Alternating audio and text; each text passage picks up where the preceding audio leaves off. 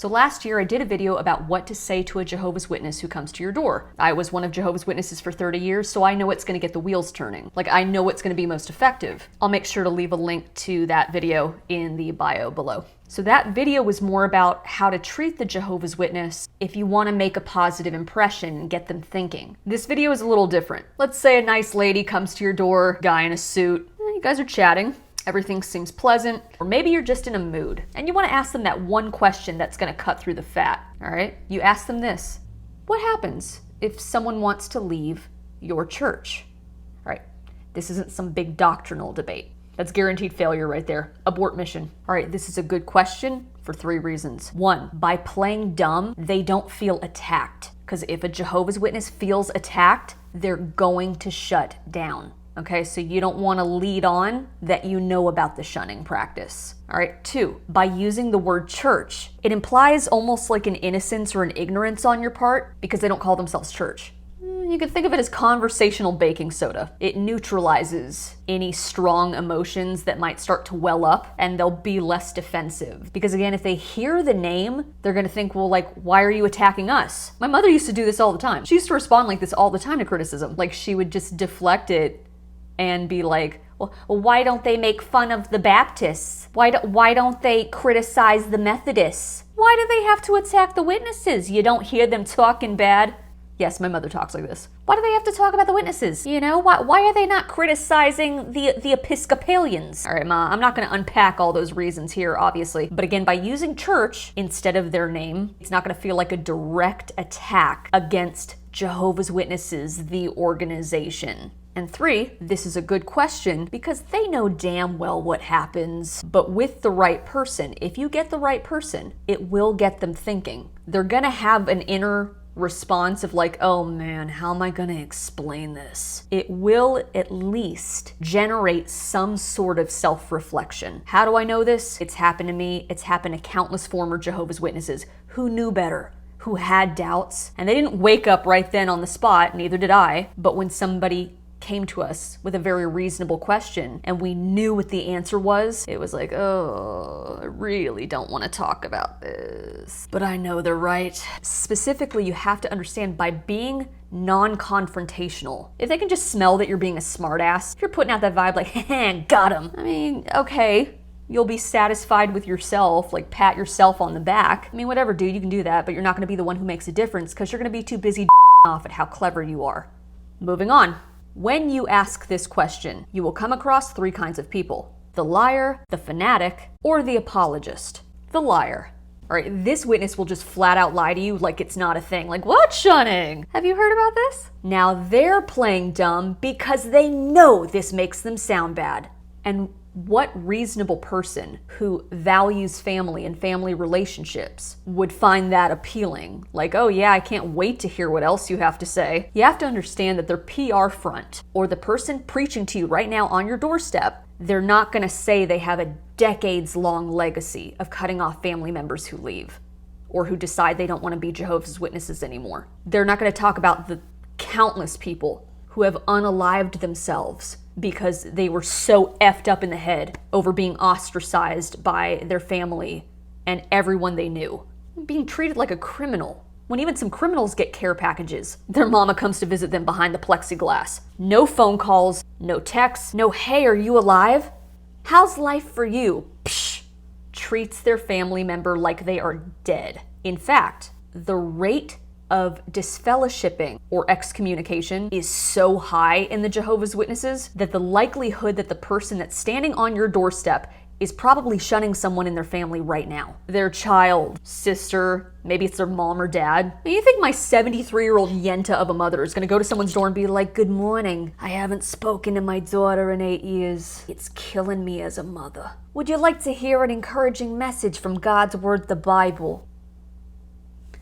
Whether they agree with the shunning or not, this witness is going to cover their ass at all costs, because Jehovah's Witnesses are under enormous pressure to not bring what they say, not bring reproach on Jehovah's name. AKA, they will lie through their teeth to make sure the organization doesn't look bad. Too late, but I digress. The fanatic. So this person won't deny the shunning at all. They are just hardcore, proud, self-righteous Bible beaters. I mean, not even so much Bible beaters, just watchtower warriors. Anything the organization tells them to do, they will back it up 100%. If the organization tells them to kill someone, they will. That's no exaggeration. These are the most narcissistic weirdos. They have kids that hate them. They have no friends in the congregation. I guarantee you, even the person that's standing next to them, because Jehovah's Witnesses, when they go knocking on doors, they're usually paired up. You have two people going door to door. I guarantee you their partner's like, oh Jesus, I hate them too. Oh, but I'm stuck with them. I picked the short straw.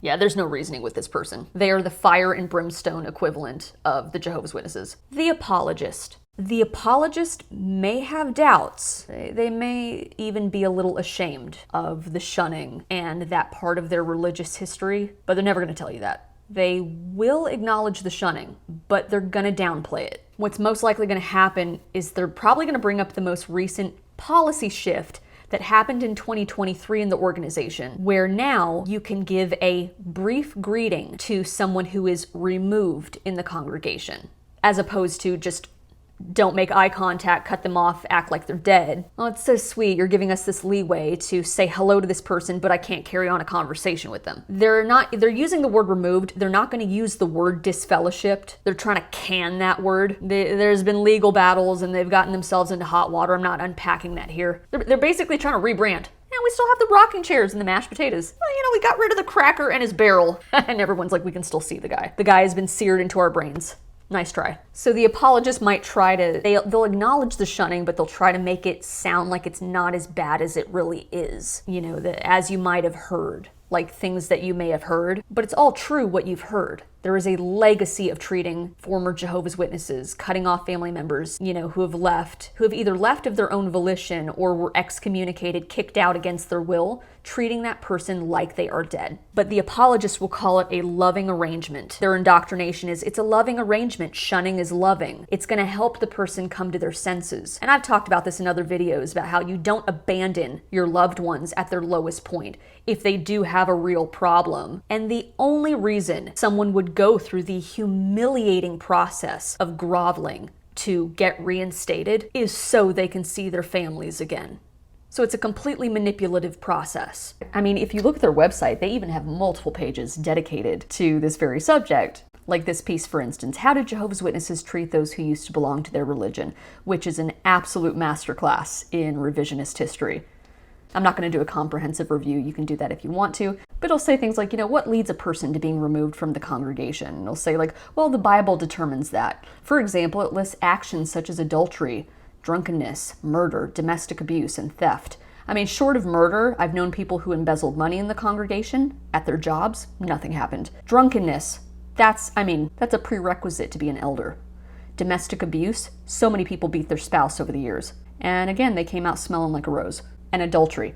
All right, there's a difference between you just banging someone else's spouse on the down low, but there are countless cases of people who divorced and remarried because their spouse at the time was abusive or having a severely negative impact on their mental, emotional, psychological well-being. But because you can't produce Polaroids, all right, of them sleeping with the gardener, you're not allowed to get remarried.